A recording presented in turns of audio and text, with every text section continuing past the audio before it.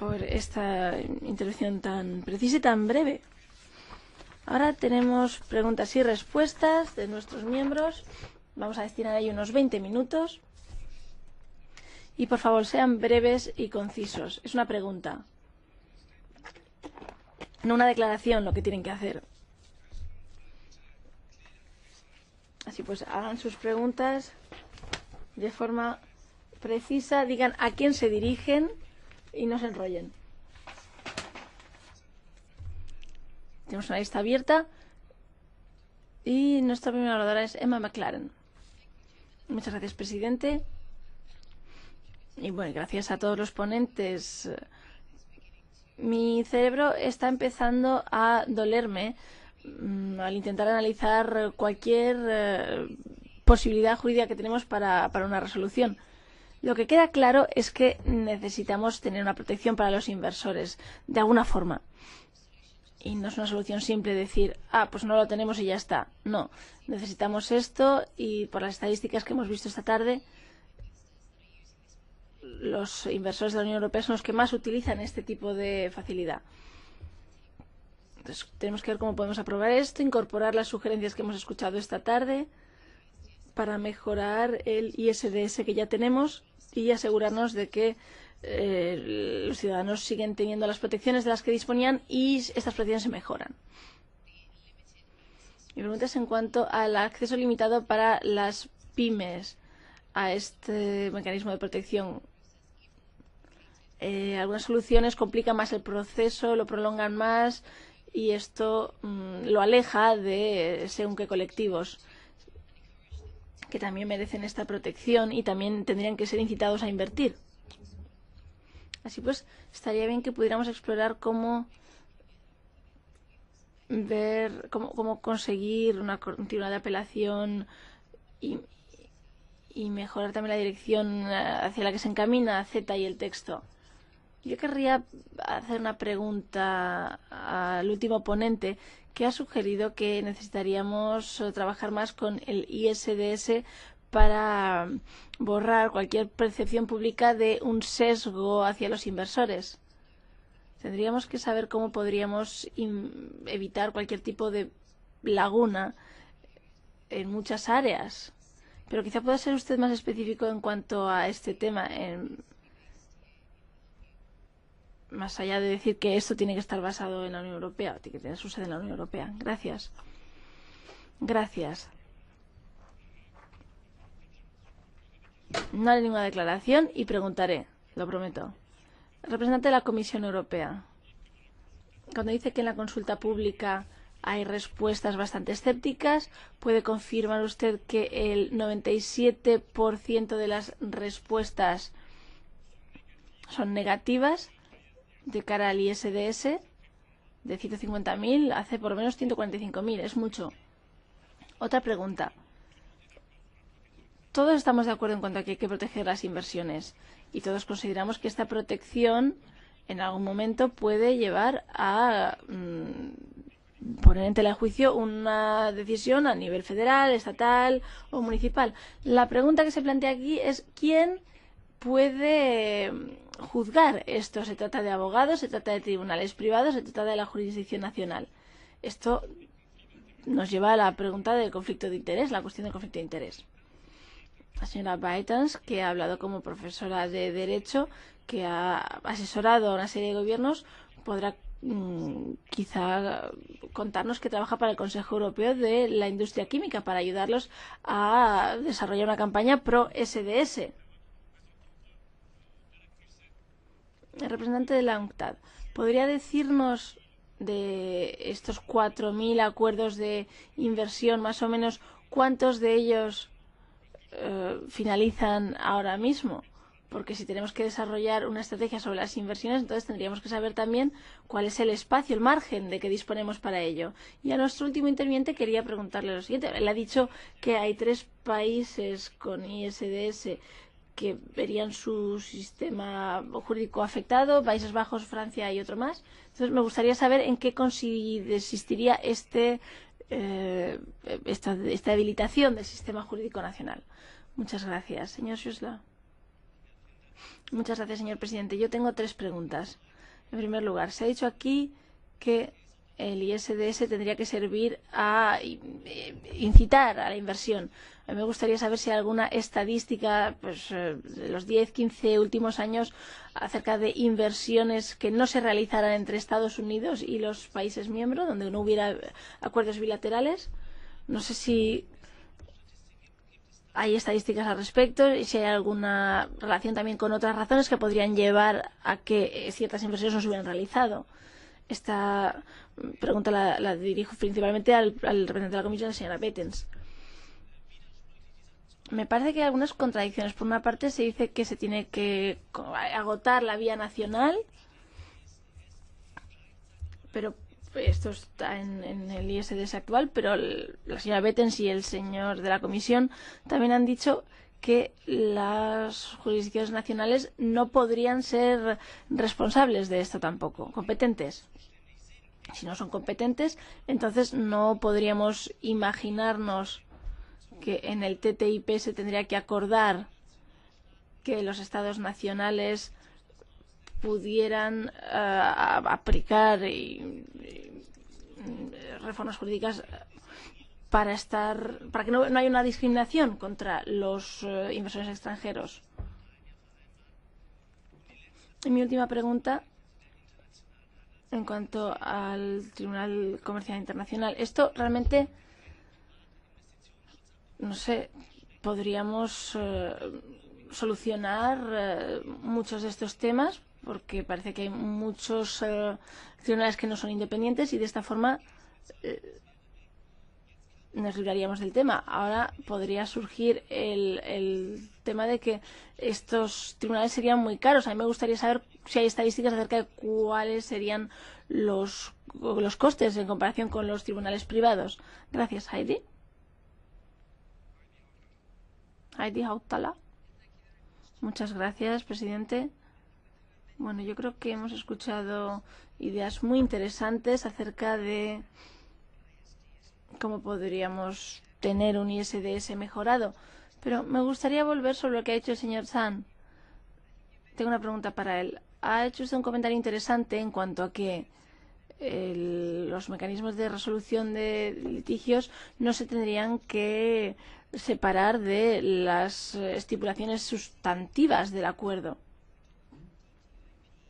Si hablamos del TTIP, las posiciones de Estados Unidos y de la Unión Europea son diferentes, por ejemplo, en cuanto al espacio del policy space que han mencionado varios oradores. Señor San y la señora Battens, me gustaría que respondieran la siguiente pregunta. Si confiáramos en el artículo GATT AGCS 20 de la OMC que habla del policy space, entonces los estados tendrían que seguir justificando las medidas políticas adoptadas en relación con la protección de inversión. ¿Cuál es la experiencia de los paneles de la OMC al respecto? El señor Hindelang ha dicho algo muy interesante. El ISDS quizá no podría ser plenamente compatible con la legislación europea. Algunos de nosotros hemos examinado la sentencia reciente del 18 de diciembre del Tribunal Europeo de Justicia en cuanto a la incompatibilidad del acceso de la Unión Europea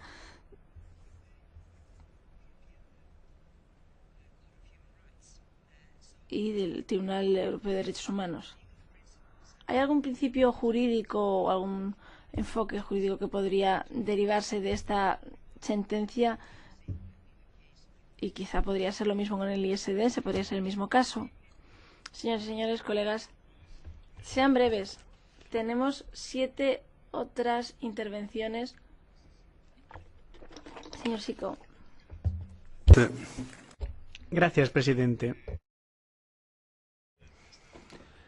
En cuanto al examen que se nos ha presentado, ese análisis que nos han presentado los invitados de hoy, yo creo que sería importante entender un poquito mejor si hemos llegado a formular una propuesta de mejora de este ISDS.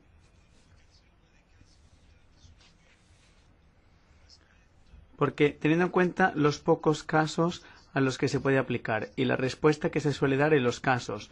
Lo digo porque no se trata de interferir en la actividad de los tribunales, ni sustituir a esos tribunales, ni tampoco sustituir las normas de derecho nacional. No, se trata de dar una certidumbre jurídica para algunos inversores y para algunos casos, ya digo, limitados, en los que puede haber discriminación o incluso secuestro de los bienes propios, de modo que queda uno en desventaja frente a una posición que entraría lógicamente en conflicto con empresas que sí que son de ese Estado. En fin, dicho todo esto, yo estoy convencido de que tenemos que entender cuál sería esa propuesta de mejora. Código de conducta, con listas concretas de árbitros con mayor transparencia. En fin, que haya un procedimiento más seguro. Yo personalmente estoy en contra a que pueda haber apelación, porque la certidumbre jurídica existe cuando un acuerdo da plenos poderes para que luego se tome una decisión definitiva, porque si no, luego ahí se mete uno en un montón de mecanismos repetitivos y se multiplican los plazos, los costes y sobre todo la incertidumbre jurídica. Gracias. Señor Anderson. Gracias, presidente. Un argumento importante en el debate en torno al ISDS es que se supondría que llevaría a un aumento en la inversión directa extranjera. Pero por lo que yo sé, no hay pruebas científicas claras que apunten a ello. Y me gustaría preguntar a nuestros expertos si ellos están o no de acuerdo con ello. Creo que el señor Zahn sería el más adecuado para responder a esta pregunta. Muchas gracias, señor Costa. Muchas gracias, señor presidente. Tengo 3 preguntas. Incluso si pensamos que está bien que los inversores de empresas privadas tienen que estar protegidos, ¿por qué no existe una protección semejante para los trabajadores y las organizaciones de trabajadores cuando se vulneran sus derechos? Por ejemplo, no se cumplen las normas de la Organización Mundial del Trabajo. Lo mismo valdría para las normas de protección del medio ambiente, por ejemplo. Segundo punto. El señor Bros, alemán, del Tribunal Constitucional, dijo en un parecer suyo que estos procesos privados no estarían de acuerdo con la Constitución de la Unión de la República Federal Alemana y tampoco con los tratados europeos. Se habla de una violación constitucional. Vamos a llevar estos procesos ante el Tribunal Europeo de Justicia, entonces. Y la tercera pregunta. ¿No cree usted que los litigios para protección de inversiones servirían para, no sé, ejercer una cierta presión política para que no se tomen según qué decisiones? Por ejemplo, en el caso del acuerdo NAFTA, se puede, no sé, se quería llevar a tribunal al gobierno canadiense por prohibir el fracking. Esto es grave. Muchas gracias. Como soy el ponente sobre CETA, seré muy breve. Incluso ayudaré a responder alguna pregunta. Las 2 primeras preguntas son las siguientes. En primer lugar, ¿tienen algunos ejemplos en cuanto a cómo nuestros inversores en Estados Unidos han sido discriminados por falta de un ISDS o de un ISDS modernizado? ¿Y tienen alternativas para salvaguardar los intereses de nuestros inversores, especialmente los de mediano y pequeño tamaño, si esto fracasa? Y realmente, si queremos pruebas científicas, la única prueba científica, según Aristóteles, es la prueba con el ejemplo. Thanks very much, Muchas gracias. Gracias a todos los ponentes. Tengo 3 preguntas muy rápidas.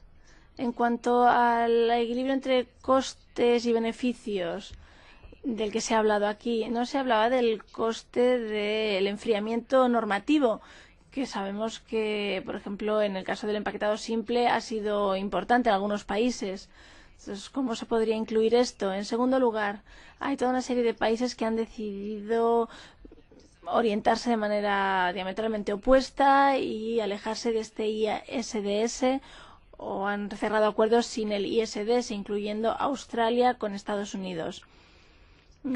¿Ha habido algún impacto negativo en los flujos de inversión después de esto? ¿Hay algún impacto que realmente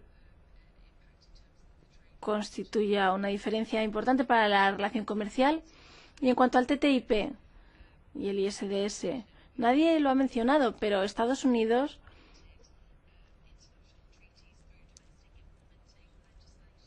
ofrece en sus tratados internacionales legislación que aplica en su país, y me gustaría saber si estos remedies domésticos no serían más efectivos. Señor Helmut. Gracias, señor presidente. Yo también agradezco estas presentaciones por parte de diferentes Estados miembros. Me han quitado un par de preguntas, así que solamente haré 3.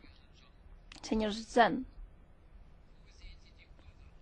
¿dónde ven ustedes las causas del aumento drástico de procesos en los últimos años? ¿Por qué? Ya sea bilaterales o internacionales.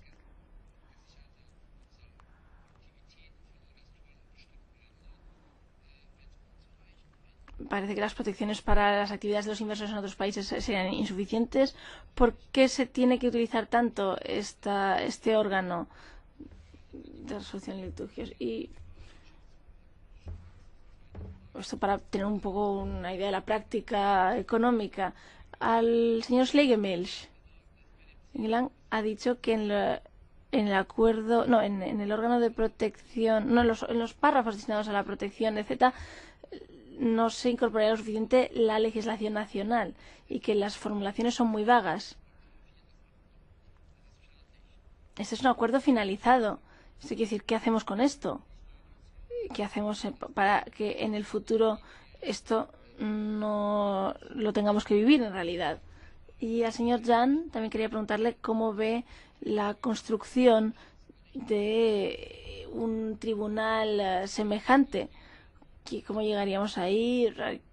¿Esto sería de la UNCTAD, de la ONU, de la OMC? ¿Cómo iría esto? Gracias.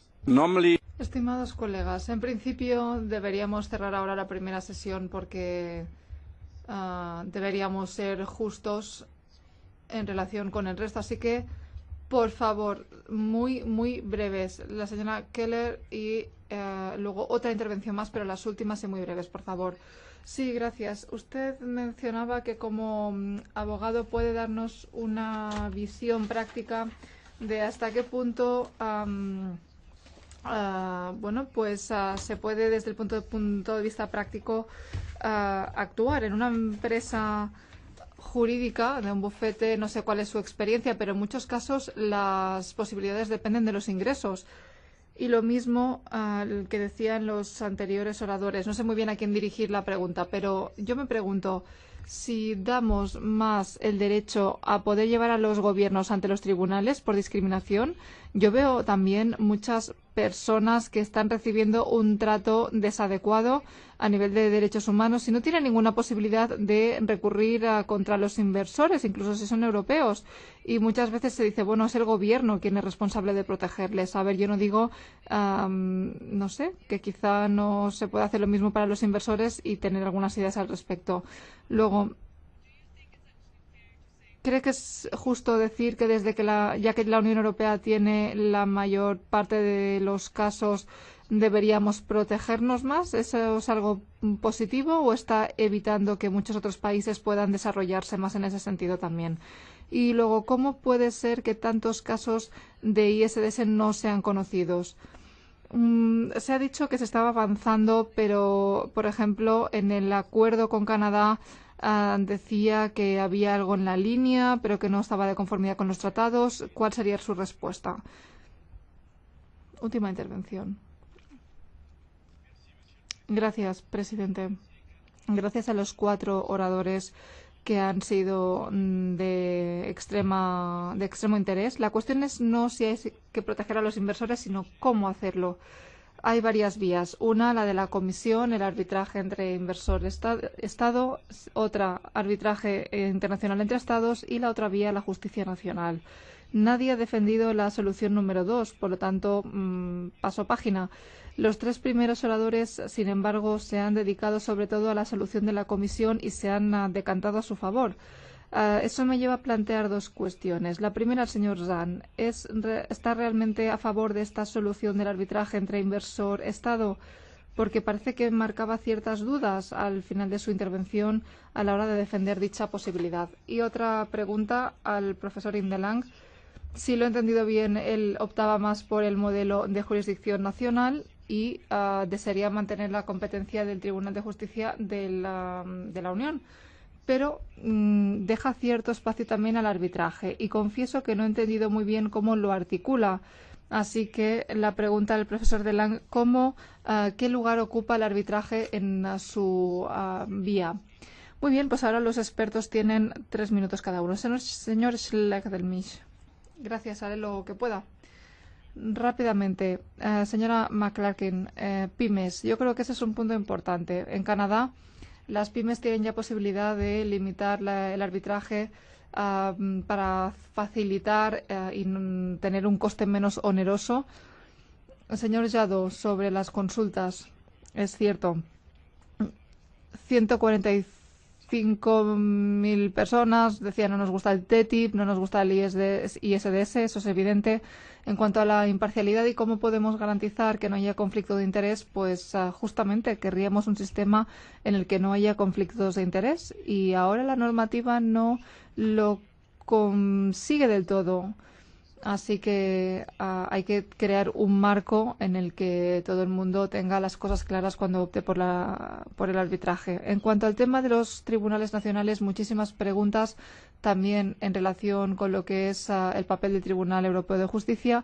Y aquí me gustaría dejar claro que las sentencias del Tribunal Europeo dicen que sí, se pueden tener en cuenta las obligaciones internacionales. Es otro tipo de orden jurídico y se haría de conformidad con los derechos humanos, otras convenciones, por ejemplo, en el marco de la OMC.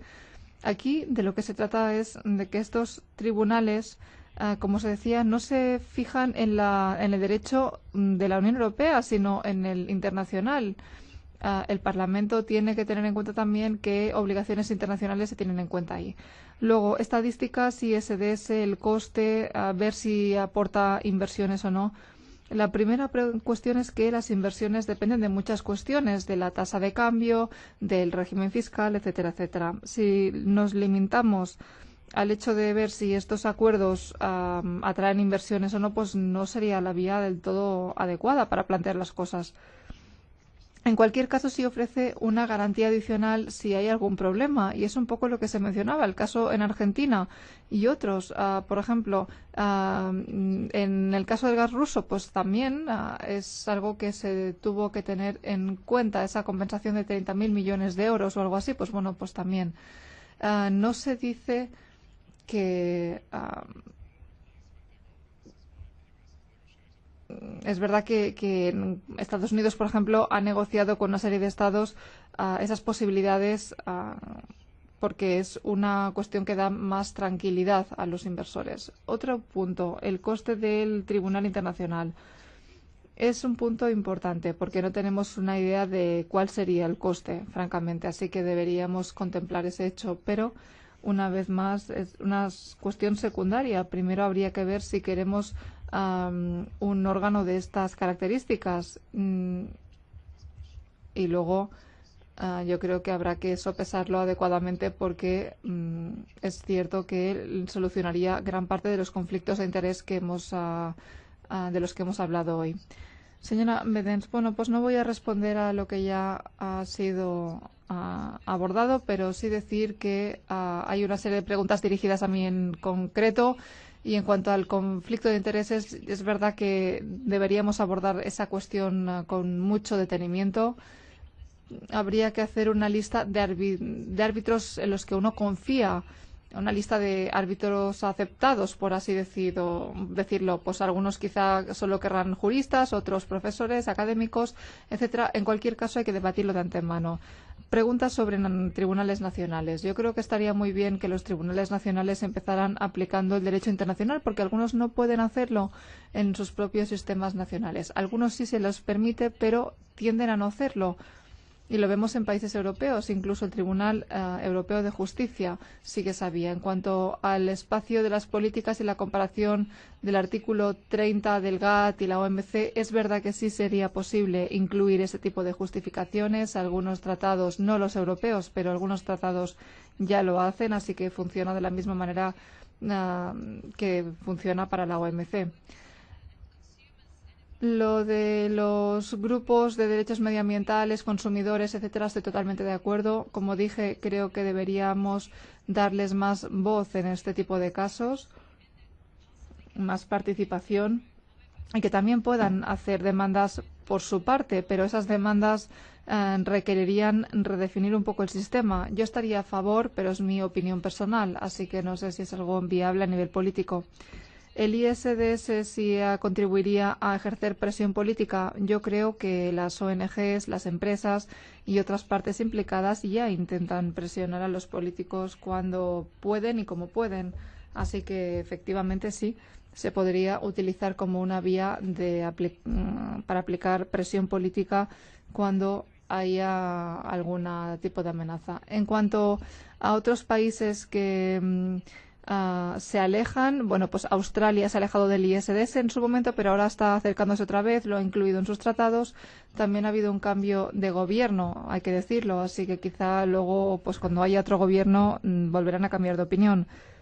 En cuanto a los bufetes y los honorarios de los juristas, de los abogados, seguramente pues menos que algunos diputados, pero bueno, en cualquier caso, en cuanto a estos bufetes, no conozco uno solo que solo dependa del ISDS. Quizá me equivoque, pero nunca he trabajado con ningún bufete que dependa únicamente en el ISDS, porque ese es, bueno, pues es un acuerdo con el cliente como en cualquier otro ámbito del derecho.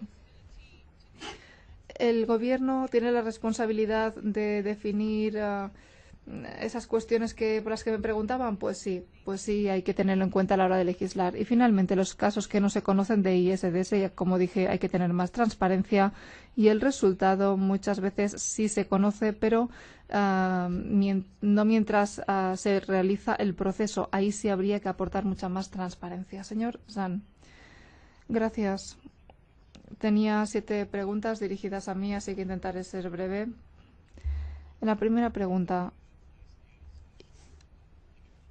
ISDS en el contexto de las disposiciones para mantener la fase de políticas, pues sí, se podría hacer y hay varias vías para ello.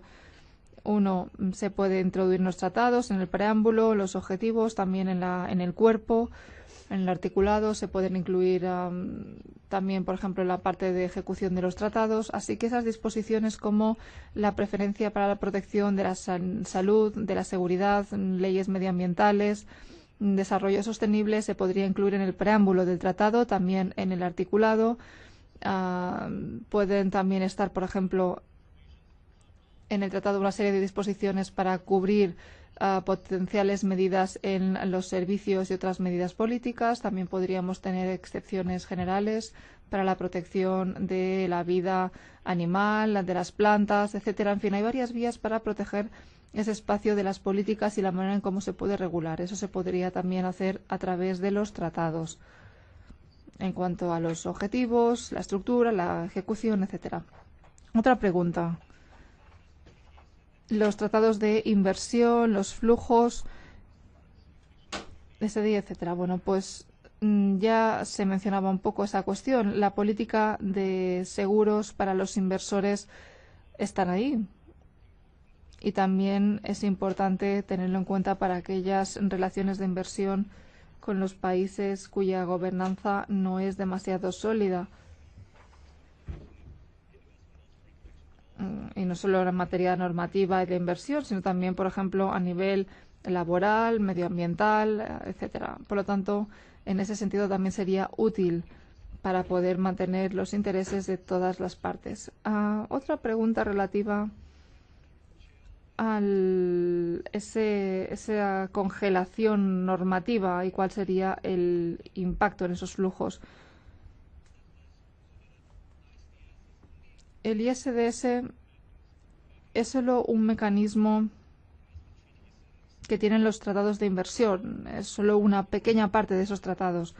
No hay más relaciones. A veces es difícil establecer esa relación, ese contacto, incluso teniendo cifras de ver cómo estarían esos flujos. Así que es una combinación de distintos factores, factores económicos, políticos y bueno, pues también de ejecución. Así que hay una serie de cosas distintas. Incluso pues hemos identificado más de 30 factores distintos y los tratados son uno más. Hay un aumento de ISDS en los últimos años. Hay varios factores para ello. Uno de los principales, o uno de ellos, sería que el aumento de las inversiones en países más pobres, por ejemplo, lo hemos visto el año pasado y el anterior, más de la mitad de los flujos de estas inversiones se dirigieron a países más pobres. Cuando el gobierno está más debilitado, vemos que en el 70% de los casos que teníamos problemas estaban en países en desarrollo. Y tiene, por favor, que ir concluyendo. Y damos la palabra al profesor Hindelang.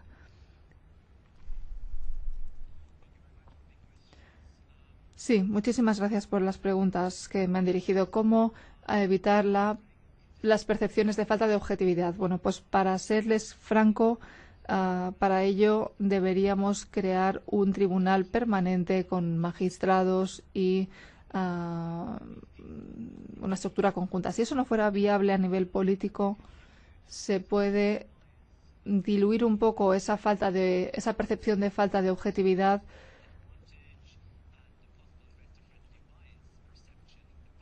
entre las partes si se permitieran más árbitros de los que están ya siendo activos en este punto, porque en ese caso habría menor beneficio de las partes en relación con determinadas decisiones o sentencias. En cuanto al derecho europeo y CETA y otros mecanismos de resolución de litigios europeos, me gustaría plantearlo de la siguiente manera. El Tribunal de Justicia tiene un monopolio judicial a la hora de interpretar el derecho europeo como última instancia. No se trata realmente de una cuestión de si esos tribunales aplican la ley, sino de si esas inversiones tienen un impacto, unas consecuencias en el derecho. Y lo que tiene que responder el tribunal en cuestión es si el impacto financiero es suficiente para aplicar la doctrina de autonomía del derecho europeo. Eso es algo que no se ha decidido todavía. Está, bueno, pues la opinión del 109 del tribunal, está la Convención de Derechos Humanos, que también nos dan ciertas pistas, pero en cualquier caso está esa cuestión de la distorsión de competencias y también la cuestión de que para el Tribunal de Justicia el elefante en la sala sería un acuerdo mixto. Y esa vía de la comisión, de ver si hay una de las partes que tenga una cobertura prueba de balas, por así decirlo.